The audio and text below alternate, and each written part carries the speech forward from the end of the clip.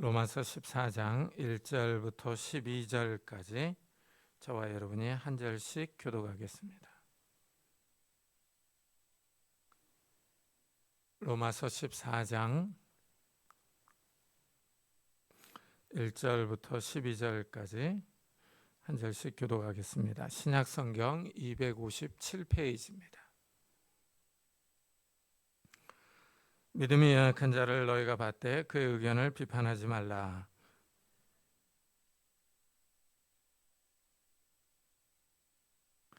먹는 자는 먹지 않는 자를 업신여기지 말고 먹지 않는 자는 먹는 자를 비판하지 말라.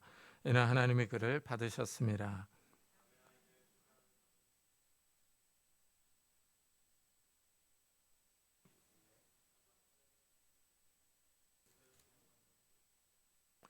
어떤 사람은 이 날을 전날보다 낮게 여기고 어떤 사람은 모든 날을 같게 여기나니 각각 자기 마음으로 확정할지니라.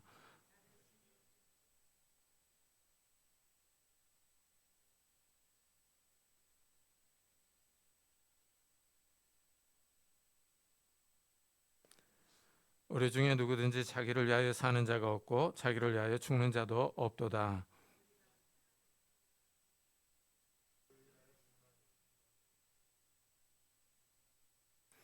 이를 위하여 그리스도께서 죽었다가 다시 살아나셨으니 곧 죽은 자와 산 자의 주가 되려 하심이라.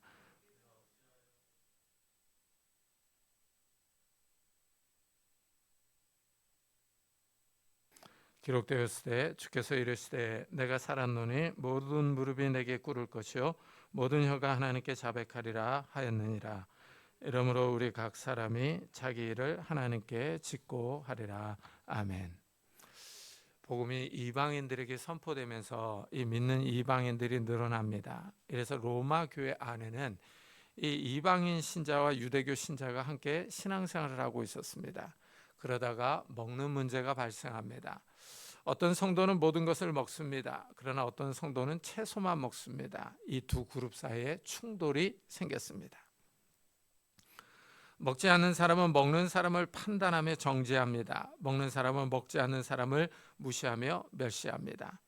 이 먹는 문제로 로마 교회 성도들 사이에 이 분열이 일어난 겁니다. 이 먹는 문제가 무엇인지 구체적으로 나오지 않습니다. 아마 고기를 먹는 문제였을 겁니다. 유대인들은 율법에서 먹을 수 있는 깨끗한 짐승과 먹지 못하는 부정한 짐승이 정해져 있습니다. 양고기와 소고기는 먹을 수 있지만 돼지고기나 오징어는 먹을 수 없습니다. 그리고 유대인들은 피를 먹지 말라는 계명 때문에 양이나 소를 잡을 때 피를 완전히 빼고 잡아야 합니다. 유대인들은 피를 완전히 뺀 고기를 요리해서 먹었습니다. 이 로마 시장에서 파는 고기들이 이런 의식을 지키면서 짐승을 잡았는지 모르기 때문에 안 먹으려고 하는 사람들이 있었습니다.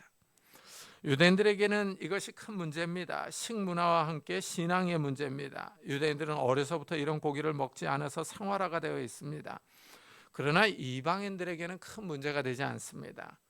어려서부터 자유롭게 먹어왔기 때문에 고기 먹는 것에 거리낄 것이 없습니다.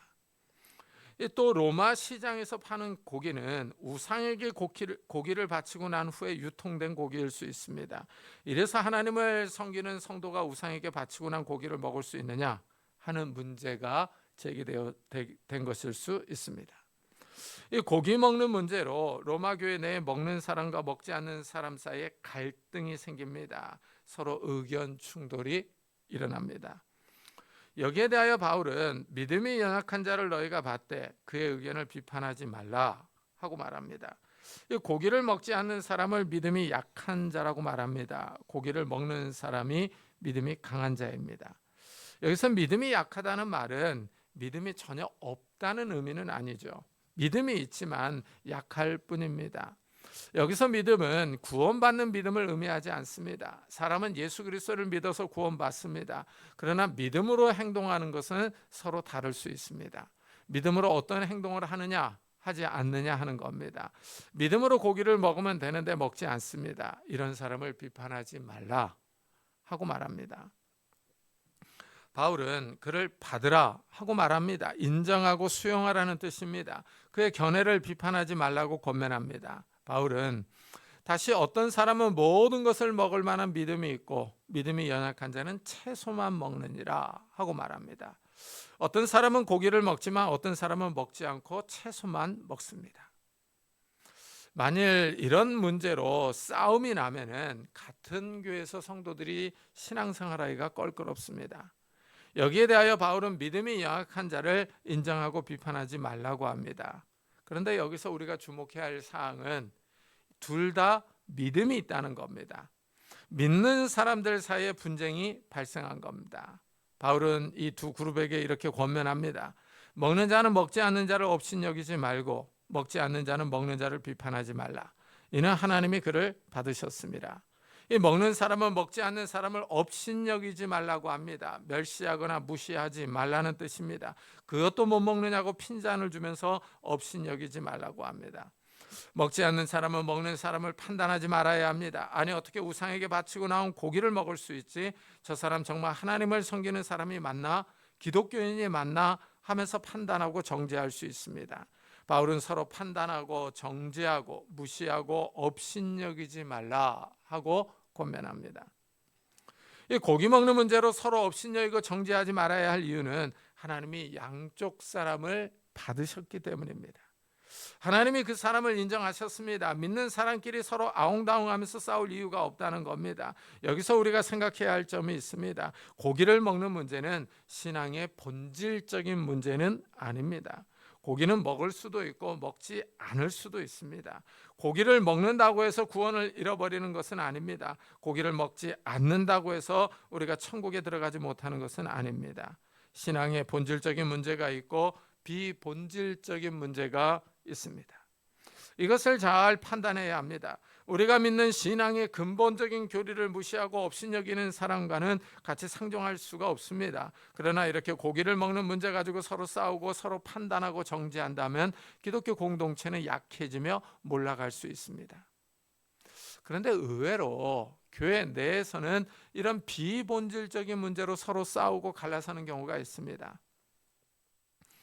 교회 차를 사는데 중고로 사자, 아니다 살 바에는 새 것으로 사는 것이 낫다 하면서 서로 의견이 나뉠 수 있습니다. 이럴 때 양보하면 좋은데 고집을 부립니다. 이러다 싸움이 납니다. 결국 한쪽이 기분이 상해서 교회를 나가는 경우도 있습니다. 교회 안에는 이런 비본질적인 문제가 많습니다. 서로 신앙 스타일이 다르기 때문에 충돌이 일어납니다. 제가 전도사 때 주일학교 교사 가운데 이 여자분이 있었습니다. 엄청 멋을 부리는 자매였습니다. 화장을 얼마나 진하게 하는지 향수 냄새가 코를 찌릅니다. 손톱은 얼마나 긴지 손톱을 색색으로 칠해서 마치 7색깔 무지개 같습니다. 귀걸이도 얼마나 큰지 하여간 지금부터 약 40년 전이었으니 이 교회 안에서 말이 많았습니다. 그래서 저도 속으로 저 선생님은 가짜다 하고 생각을 했습니다. 그런데 이분이 기도하면 얼마나 진지하게 하는지 모릅니다. 교사회의나 주일날에 빠지지 않고 참석해서 열정적으로 아이를 가르칩니다. 외모를 보면 가짜 같은데 하는 행동은 아주 진실했습니다. 스타일의 문제였던 거죠. 교회 안에는 이런 문제들이 있습니다. 겉모습을 보고 판단하는 경우입니다. 네덜란드 교회가 한국 교회를 보면 정말 기독교인가 하는 의구심을 품습니다. 왜냐하면 한국 교회에서 통성기도하는 것을 보고 너무 열광적이고 신비적이라고 생각하기 때문입니다. 그래서 한 네덜란드 방송국에서 한국 교회 성도들이 기도하는 모습을 보여주면서 기독교인가 하는 이 제목을 달아서 방송하기도 했습니다. 제가 네덜란드 교회에서 예배를 드렸을 때 이 공기도를 마치고 아멘으로 화답하는 성도들이 거의 없습니다. 다들 조용합니다. 기도 시간에 속으로 기도합니다. 우리처럼 큰 소리로 기도하지 않습니다. 그래서 너무 조용하고 아멘도 안 해서 제가 이들이 진짜 이 신앙인들 맞나 하고 의심했던 적이 있습니다. 우리는 이렇게 서로 다른 신앙의 색깔 때문에 서로를 판단하고 정죄하기 쉽습니다. 우리가 교회에서 교회 신앙생활을 할 때 주의해야 할 점이 여기 있습니다. 비본질적인 문제는 양보해도 신앙에 아무런 문제가 없습니다. 구원받는데 아무런 지장이 없습니다. 서로 싸울 문제는 아닙니다. 그런데 성도들이 서로 양보하지 않아서 법정 소송까지 가는 경우가 있습니다. 모양이 좋지 않습니다. 믿는 사람들이 세상 사람들의 본이 되어야 하는데 끝까지 싸우려고 달려듭니다. 기독교의 사랑이 실종되는 겁니다. 사실 고기를 먹는 문제보다 더 큰 문제는 교회 안의 분열입니다. 고기를 먹을 것인가 말 것인가 하는 문제로 로마교회 성도들을 분열시켰습니다. 서로 편을 가르고 서로 판단하고 비판하며 업신여기게 되었습니다. 서로 분열하여 싸웠습니다. 사랑하지 못하고 미워합니다. 이것이 더 큰 문제입니다.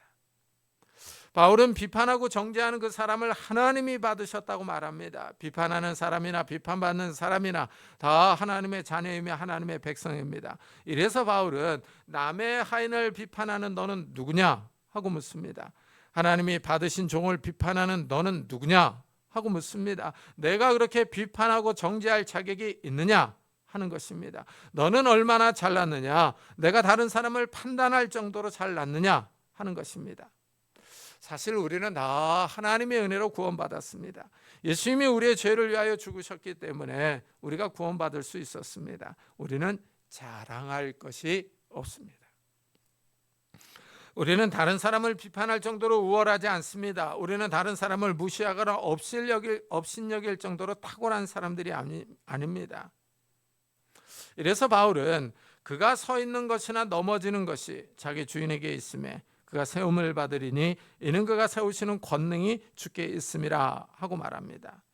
하인이 성공하거나 실패하는 것은 주인에게 달려 있습니다. 다른 사람이 비판하고 무시한다고 해서 그 사람이 넘어지지 않습니다. 다른 사람이 정죄한다고 해서 세움을 받는 것은 아닙니다. 모든 판단은 주인에게 달려 있습니다. 주인이 비판하고 정죄합니다. 주인이 무시하고 업신여깁니다. 주인이 그 사람의 믿음을 인정해주고 세워줍니다. 주인에게 능력이 있고 모든 주권이 있습니다. 주인에게 소유권과 주권이 있습니다. 주인이 판단할 문제입니다.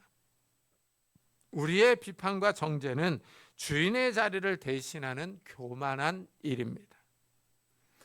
바울은 고기 먹는 문제 외에 다른 문제도 언급을 합니다. 날을 중요하게 여기는 사람도 있습니다.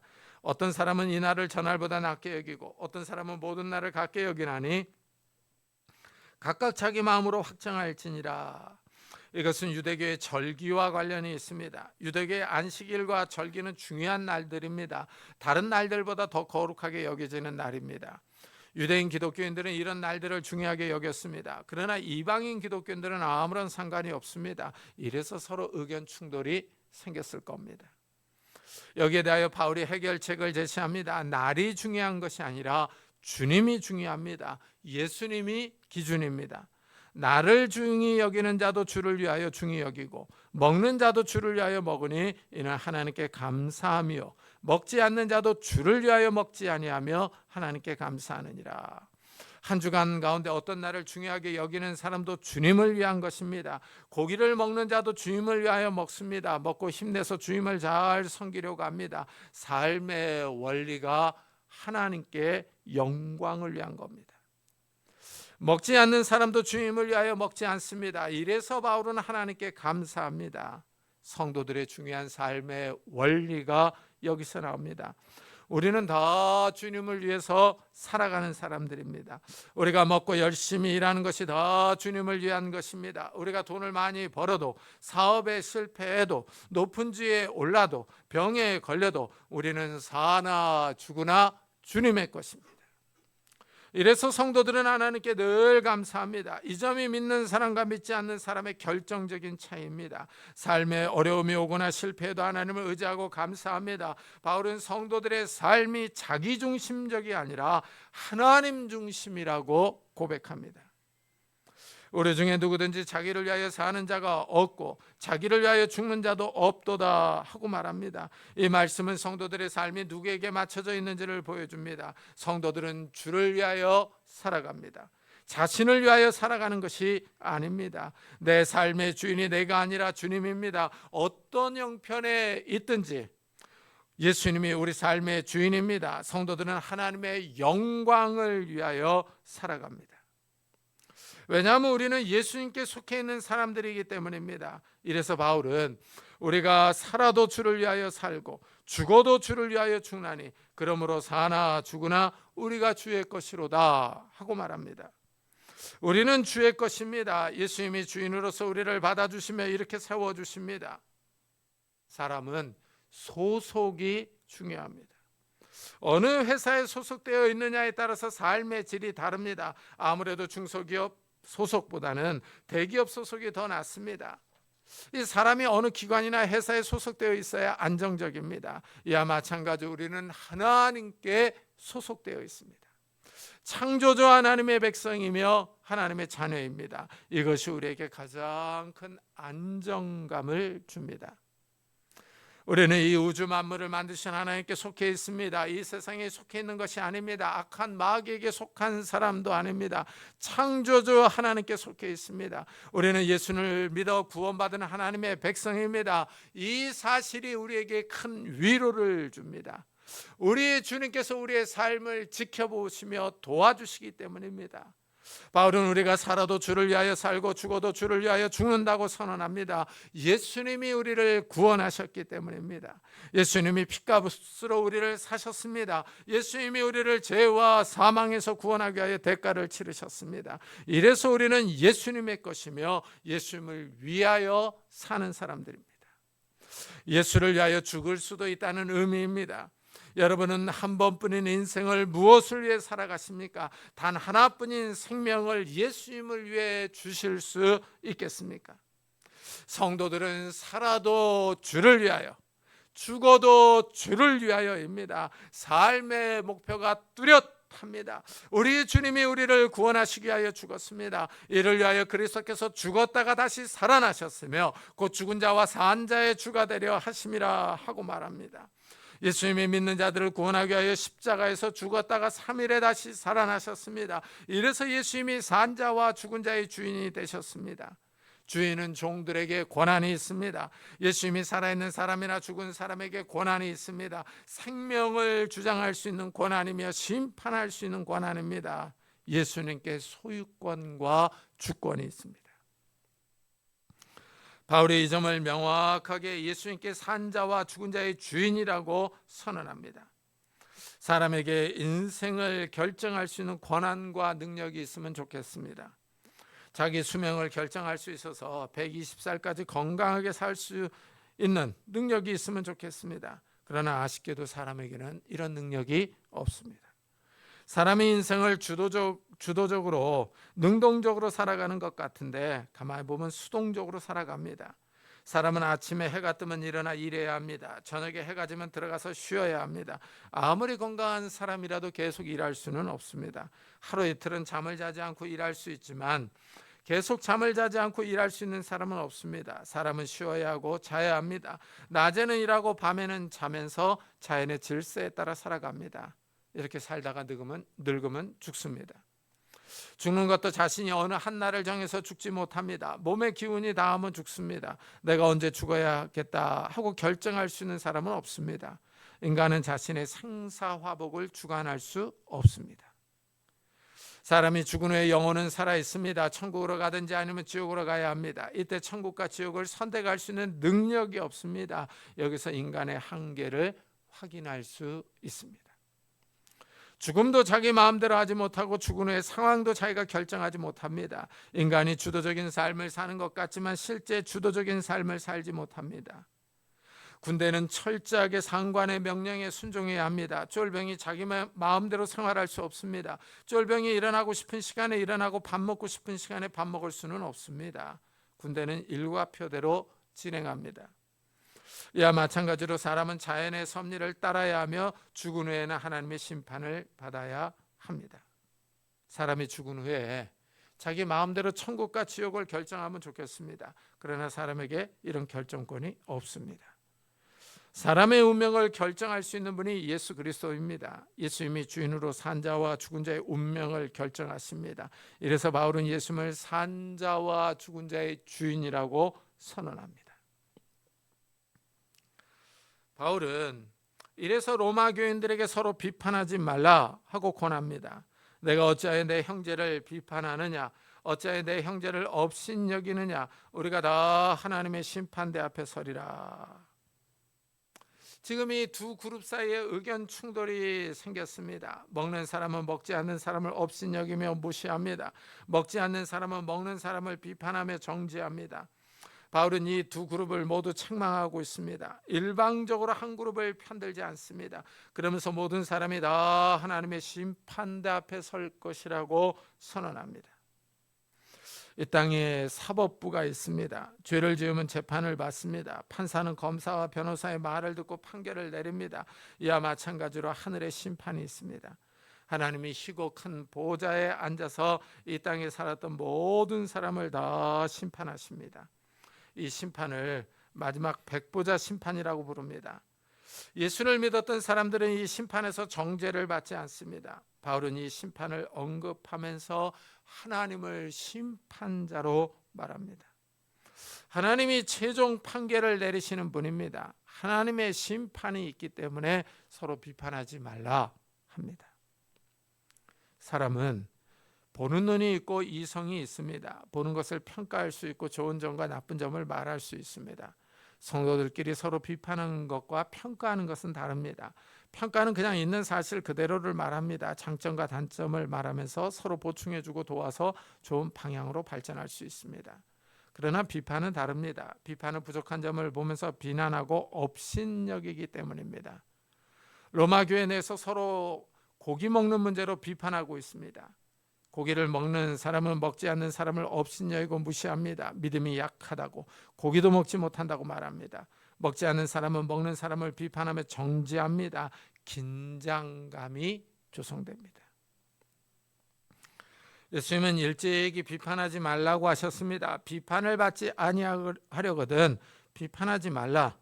너희가 비판하는 그 비판으로 너희가 비판을 받을 것이요 너희가 헤아리는 그 헤아림으로 너희가 헤아림을 받을 것이니라. 이 말씀이 딱 맞습니다. 내가 상대를 비판하면 상대도 나를 비판합니다. 사람은 비판을 받으면 반응을 보이지 않을 수 없습니다. 나를 공격하는데 참고 있는 사람은 없습니다. 금방 반응을 보입니다.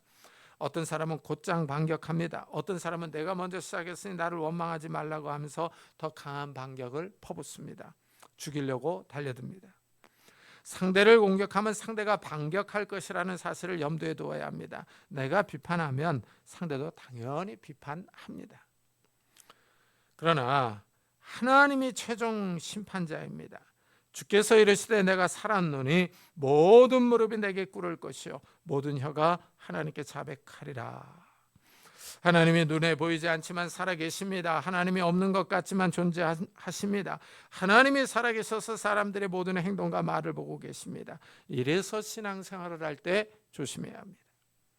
비본질적인 문제를 가지고 서로 언성을 높이고 싸울 이유가 없습니다. 미국에서 한 목사님이 어느 교회에서 부흥회를 인도하셨습니다. 그런데 할머니 한 분이 목사님에게 이 아가씨들을 좀 혼 좀 내달라고 말합니다. 이유는 스타킹을 신지 않았다는 겁니다. 그래서 목사님이 예수님의 어머니 마리아도 스타킹을 신지 않았다고 대답했습니다.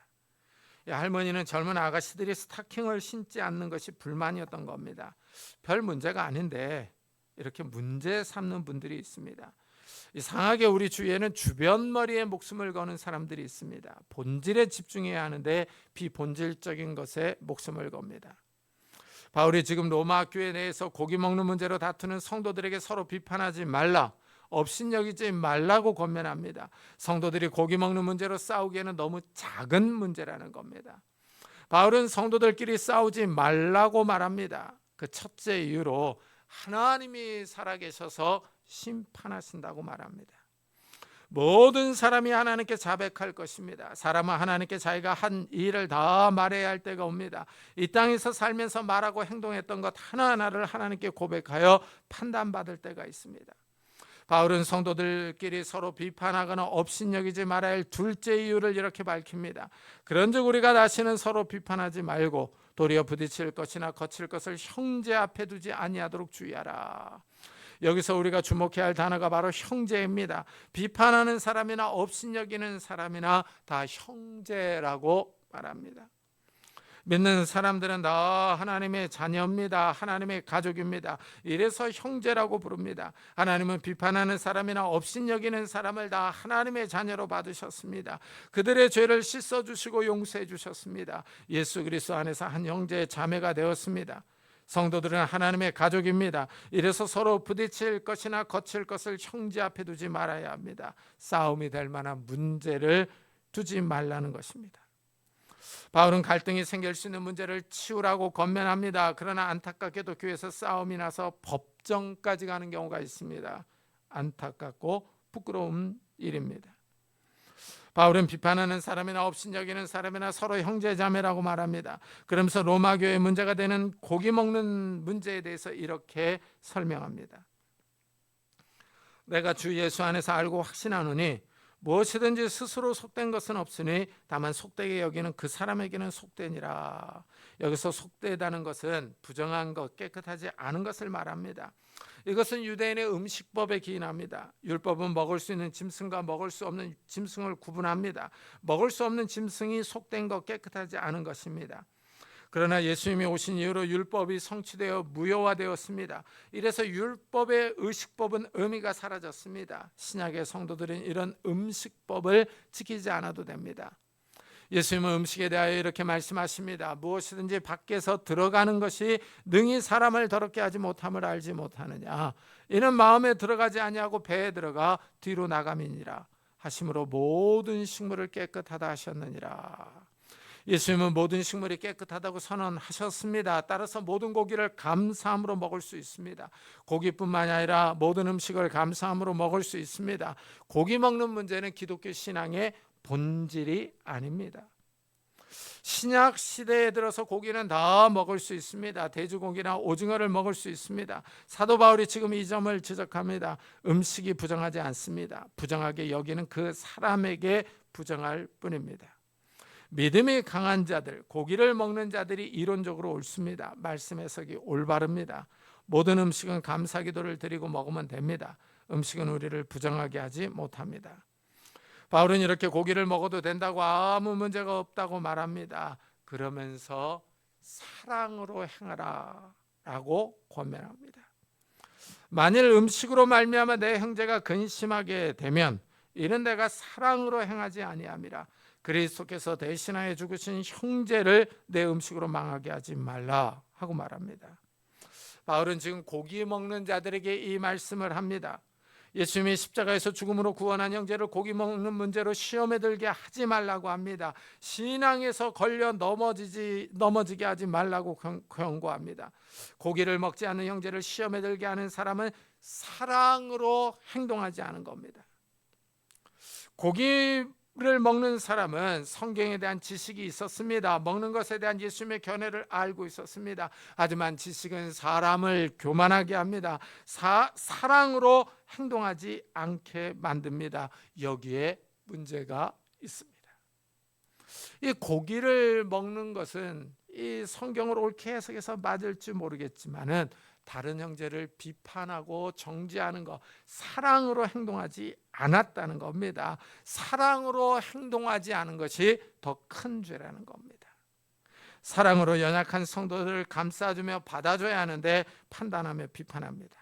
믿음이 강한 자들이 교회를 분열시키며 믿음이 약한 자들을 수용하지 않습니다. 이래서 바울은 믿음이 강한 자들에게 사랑으로 행동하라고 권면합니다. 예수님이 우리의 주인이시며 우리는 주의 것이기 때문입니다. 예수님이 우리의 주인 되심을 인정하면서 먹든지 마시든지 사나 죽으나 주님을 위하여 살아가는 성도님들이 되시기를 예수 그리스도의 이름으로 축복합니다.